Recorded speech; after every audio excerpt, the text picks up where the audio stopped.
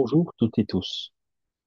Nous voici réunis pour un petit temps de partage dans la divine volonté et continuons notre chemin en la semaine sainte.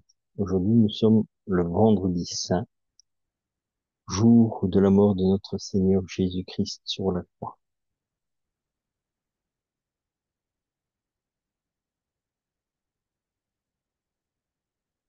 Alors, donc, nous citons toujours les livres, la couverture du livre des 24 heures de la Passion de notre Seigneur Jésus-Christ qu'il a révélé à Louisa Piccarreta. Donc l'un est aux éditions Résiac, sur votre gauche, que vous voyez, en jaune. Et à droite, c'est aux éditions de l'Association française de Louisa Piccarreta. Donc sur le site auprès du Père Chonan. Alors aujourd'hui, donc je vous ai choisi la lettre aux Hébreux, parce que bien sûr, dans l'Évangile, c'est toute la passion de Jésus-Christ que nous voyons aujourd'hui. Mais bon, donc la lecture et tout était un peu longue pour la vidéo. Donc j'ai choisi la deuxième lettre dans la lecture d'aujourd'hui. Pourquoi aussi? Parce que c'est en rapport aussi, déjà bien sûr, avec le jeudi saint, où Jésus institue son Eucharistie, où il est donc le prêtre par excellence. Et aujourd'hui, donc, nous allons voir un peu ce qui est dit dans cette lecture. Et donc, pour notre méditation du jour. Frères en Jésus, le Fils de Dieu, nous avons le grand prêtre par excellence, celui qui a traversé les cieux. Tenons donc ferme l'affirmation de notre foi. En effet, nous n'avons pas un grand prêtre incapable de compatir à nos faiblesses, mais un grand prêtre éprouvé en toutes choses, à notre ressemblance, excepté le péché. Avançons-nous donc avec assurance vers le trône de la grâce, pour obtenir miséricorde et recevoir en temps voulu la grâce de son secours. Le Christ, pendant les jours de sa vie, dans la chair, offrit, avec un grand cri et dans les larmes, des prières et des supplications à Dieu, qui pouvait le sauver de la mort. Et il fut exaucé en raison de son grand respect. Bien qu'il soit le Fils, il apprit par ses souffrances l'obéissance, et conduit à sa perfection. Il est devenu pour tous ceux qui lui obéissent, la cause du salut éternel. Donc voilà, c'est très bien résumé ce qui s'est passé hier, où Jésus consacre le pain et le vin, où il se révèle donc, il institue la Sainte Eucharistie, donc parce qu'il est le prêtre par excellence, et jusqu'à la mort aujourd'hui. Mais un grand prêtre éprouvé en toutes choses à notre ressemblance, excepté le péché. Donc Dieu était parfaitement comme nous, et nous étions parfaitement à son image, à part que lui, dans sa perfection, bien sûr, il était exempt du péché, ce que nous ne sommes pas. Mais lui, en tant que fils de Dieu, s'est revêtu de nos péchés. Et pourquoi se revêt-il de nos péchés? Pour vaincre la mort, pour vaincre le mal. Il prend tout sur lui. Pourquoi? Pour aller mourir sur la croix, pour aller tout déposer à la croix. Quand Jésus meurt sur la croix, il dit, Père, pourquoi m'as-tu abandonné? Bien sûr que le Père ne l'abandonne pas. C'est le ressenti. C'est le ressenti que nous aurons aussi le jour où nous passerons de cette vie-ci à l'autre. Nous nous sentirons abandonnés, mais Dieu ne nous abandonnera jamais. Donc soyez rassurés. Dieu nous aime tellement qu'il nous a donné son Fils unique pour mourir à la croix pour nous sauver. pour notre salut éternel, et que nous puissions ressusciter avec lui.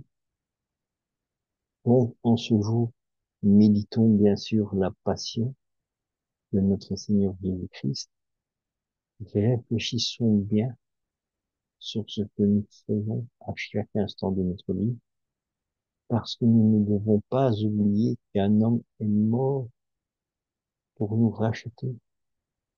Un homme a souffert pour l'humanité entière.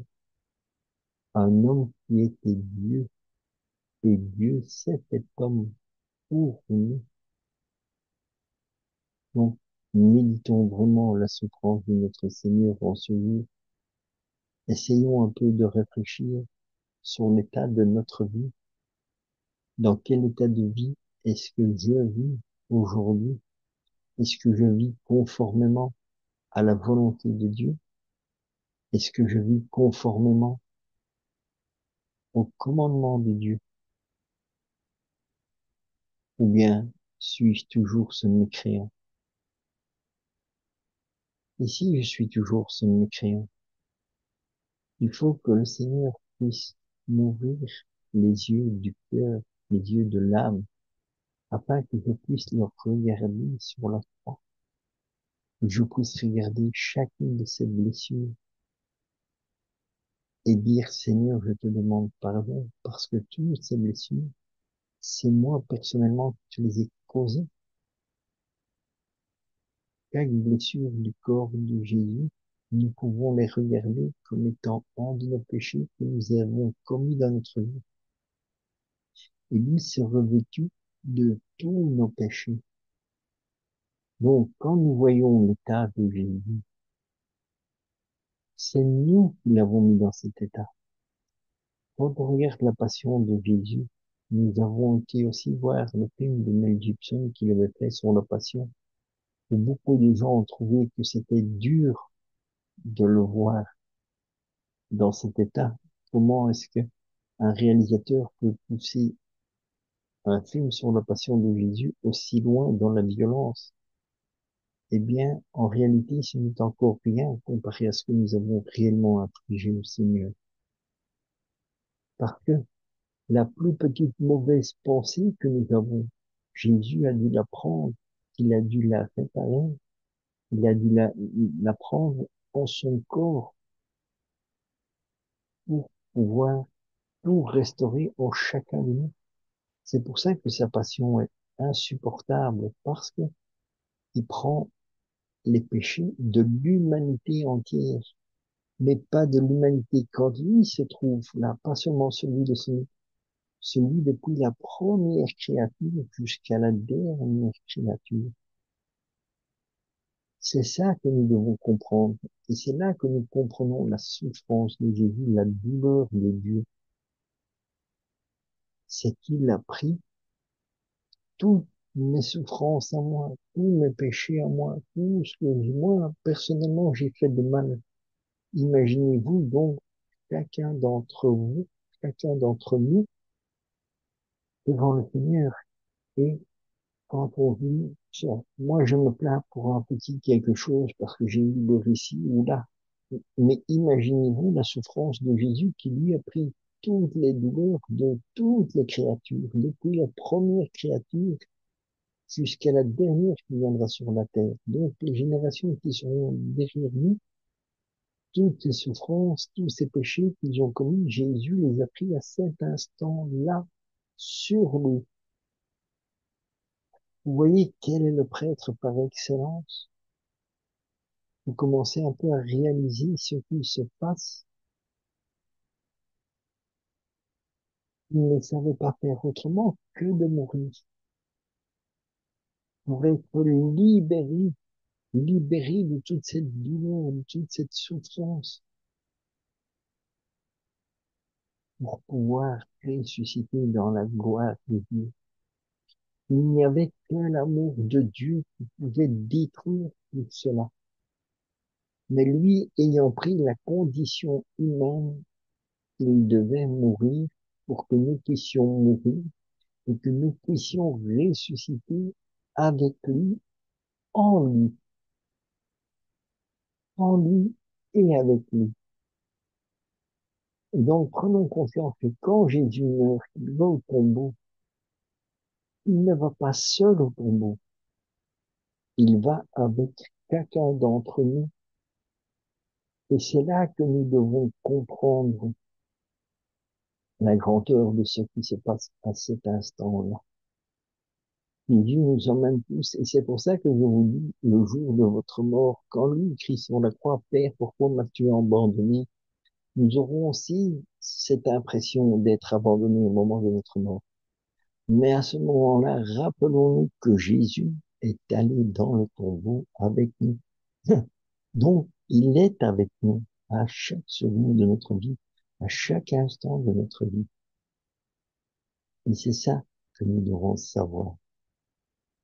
Il ne nous abandonnera jamais. Puisque quand il va mourir, nous mourrons avec lui. Et puis, à la Pâque, nous ressusciterons avec lui dans sa vie éternelle. Pour aller au ciel, pour retourner à la maison du Père, pour retourner dans notre maison, parce que le ciel est notre demeure. N'oublions jamais cette parole où il est dit, vous vivez dans le monde, mais vous n'êtes pas du monde. Donc, voilà sur quoi nous pouvons réfléchir aujourd'hui. Vraiment, je vous invite dans ce jour très très particulier d'avoir cette réflexion.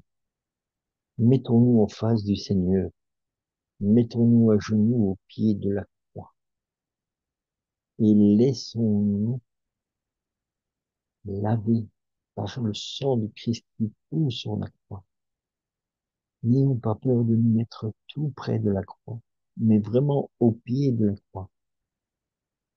Comme Saint Jean était au pied de la croix, comme Maman Marie était auprès de la croix, et les sages-femmes qui l'accompagnaient aussi, et qui étaient au pied de la croix. Mais nous, mettons-nous vraiment au pied de la croix. Et quand le Romain lui transperça le flanc, où l'eau et le sang coulaient, mettons-nous sous cette pluie de sang et d'eau, afin de pouvoir être purifiés dans son sang. Vivons cette scène, vivons cet acte, faisons-le dans la divine volonté, pour vraiment dire, Seigneur, je suis en toi, tu es en moi, nous faisons ça. Lave-moi de mes fautes, Seigneur, purifie-moi de mon péché.